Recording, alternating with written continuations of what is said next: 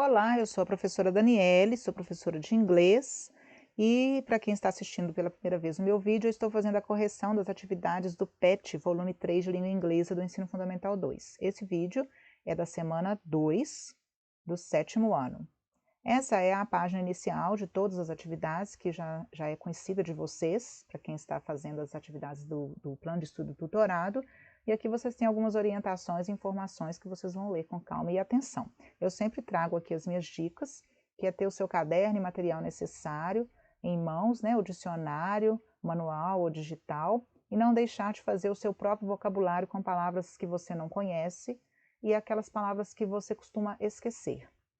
Nessa atividade, vocês têm aí um texto falando da origem dos nomes dos meses. Então, tem aí a historinha de cada mês do ano e contando, né, qual foi a origem dele.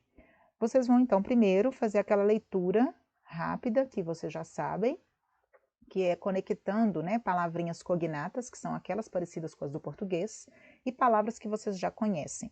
Então, vão fazer a primeira leitura, tentando conectar essas palavras e entender o sentido geral do texto.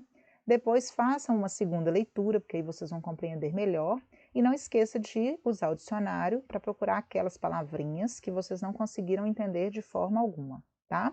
Depois de fazer essa leitura, nós vamos responder as questões. Na primeira questão, está pedindo para vocês marcarem no texto as palavras e expressões que você consegue reconhecer ou que você já conhece, que é o que você estava fazendo enquanto estava lendo. Então, durante a leitura, você foi lá sublinhando ou circulando no texto essas palavrinhas que você já conhece ou que você conseguiu entender pelo contexto. Eu coloquei aqui só algumas para vocês terem uma noção do que vocês vão fazer. Exemplo: names, month, actually, derived from Roman, numbers of the months, in two cases, the festivals of purification celebrated in Rome during this month. Olha só, tirei uma linha inteira do texto, né? Porque todas essas palavrinhas ficaram bem fácil de entender o que está acontecendo aí nesta frase. E aí tem os nomes dos meses, que também são bem fáceis, né, para vocês, já conhecem. January, February, March, April, etc. Então, vocês vão fazendo isso aí com calma durante a leitura do texto e marcando todas as palavrinhas que vocês conseguem, né, identificar. Questão 2.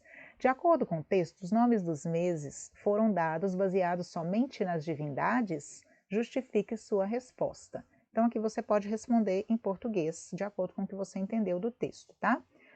Não, né? Lá no texto fala que eles não derivam, além de derivar, né, de algumas divindades, eles também derivam simplesmente dos nomes, né, em honra a alguns imperadores, ou simplesmente do número, né, que são os últimos meses do ano. Vocês vão ver isso em outra atividade aqui. Então, tem aí o pedacinho lá do texto que eu tirei para provar isso, né? Most simply came from the numbers of the months, or, in two cases, in honor of Roman emperors. Então, eles vêm simplesmente do número, né, referente ao mês, ou, em alguns casos, em honra, né, em homenagem aos imperadores romanos. Número 3. O que os nomes dos meses outubro, novembro e dezembro têm em comum? Então, vocês vão ler esses últimos meses do ano aqui no texto, né? E vão observar, olha aqui a explicação da origem desses nomes. O que eles têm em comum? Todos eles vêm dos números, né? É isso que está explicando aqui, vem do número 8, do número 9, do número 10. Qual o primeiro mês do calendário romano? Lá no texto diz que o primeiro mês do calendário romano é March. This is the first month, tá faltando um M, tá, gente? Desculpa aqui, ó, tá faltando um M aqui. First month of the Roman year. Então, o março, aqui é o mês de março, é o primeiro mês do ano romano. Na número 5, o que aconteceu em julho para justificar o nome da escolha deste mês? Segundo o texto, foi o mês em que Júlio César nasceu e o nome foi dado em sua homenagem. Número 6, por que agosto originalmente era outro e depois foi modificado? Aí lá no texto conta, né, aqui ó, onde fala sobre o mês de agosto, fala que originalmente Olha lá, ele tinha o nome derivado do número e foi modificado em homenagem ao primeiro imperador romano Augustus, devido a bons acontecimentos em sua vida neste mês. É o que está falando aí nesse parágrafo sobre Augusto. Logo em seguida vem a questão 7, na página seguinte. Is your name dedicated to someone in your family or someone famous? Observa aí que agora essa questão está com a pergunta em inglês. Então, você pode responder em inglês, tá? E ela começa com o verbo to be. Está perguntando se o seu nome foi dedicado a alguém na sua família ou alguém famoso. Então, você vai responder que sim ou não, tá?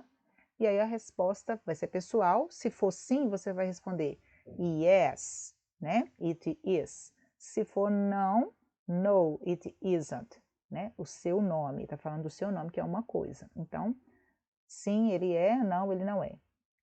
Número 8. What's the name of the city where you live dedicated to? Então, aqui, nesta questão, está perguntando qual, né, é sobre o nome da sua cidade, qual foi o nome, né, dedicado, foi a quem esse nome da sua cidade foi dedicado. Então, aqui, vocês podem fazer uma pequena pesquisa sobre o nome da sua cidade. Eu trouxe aqui um exemplo, né, coloquei a cidade de Sabará. Então, entrei lá no Google, né, que vocês podem fazer isso, e pesquisar, ou perguntar para alguém, às vezes alguém da sua família, né, que sabe a história da sua cidade, pode te contar também.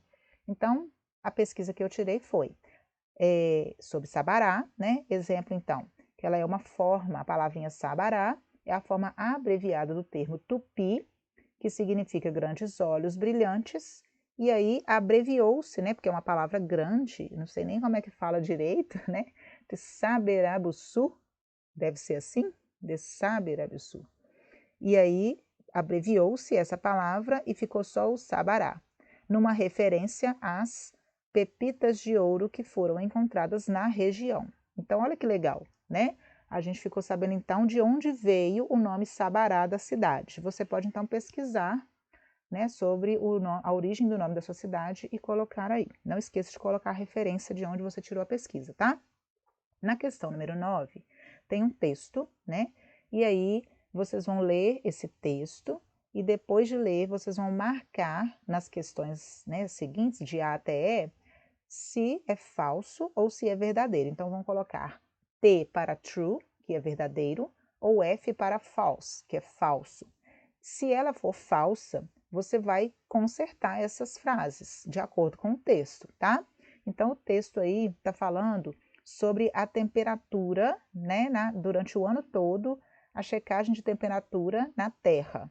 E aí está falando de alguns anos, né, de 2020, 2016, 2019, e tem algumas informações aí. Então, vocês vão fazer novamente aquela leitura rápida primeiro do texto, conectando as palavrinhas que vocês conhecem, aquelas que são parecidas com as do português, tenta entender o sentido geral do texto, e pesquisa, né, procura no dicionário somente aquelas palavrinhas necessárias para te ajudar na compreensão geral, tá?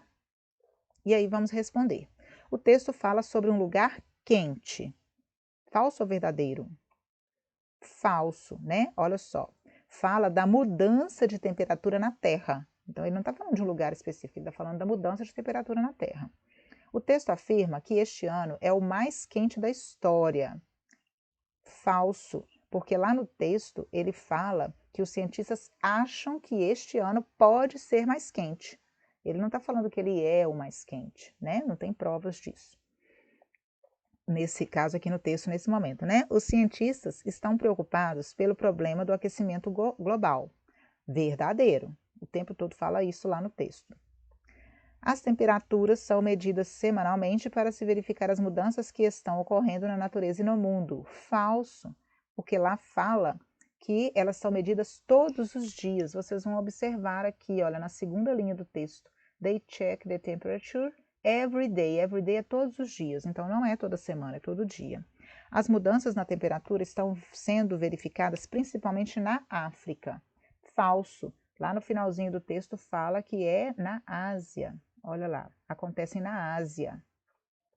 E assim termina essa atividade. Eu espero que tenha ajudado vocês. Mais uma vez, não deixem de refazer as atividades, ler com atenção, pesquisar, dicionário na internet, né? Tem sites para vocês estudarem sozinhos, sejam curiosos e não deixem de se cuidar. Fiquem bem, até a próxima!